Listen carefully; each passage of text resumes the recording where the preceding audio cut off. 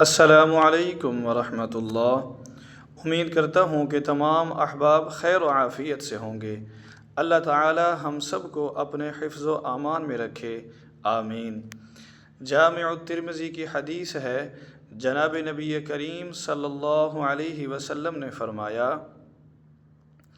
جو شخص شام کو 3 مرتبہ یہ دعا پڑھے تو صبح ہونے تک، اور صبح 3 مرتبہ یہ دعا پڑھے شام ہونے تک، اسے اچانک کوئی مصیبت نہیں پہنچے گی اور نہ اس کے ساتھ کوئی اچانک حادثہ ہوگا۔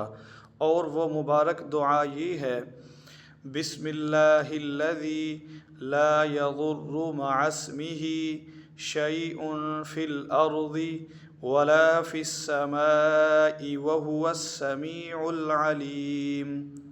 ایک مرتبہ پھر سن لیں، بسم اللہ الذی لا یضر مع اسمہ شیء فی الارض ولا فی السماء وہو السمیع العلیم، جس کا ترجمہ یہ ہے، شروع اس اللہ کے نام سے جس کے نام کی برکت سے آسمان اور زمین میں کوئی چیز نقصان نہیں پہنچا سکتی، اور وہ سننے والا، اچھی طرح جاننے والا ہے۔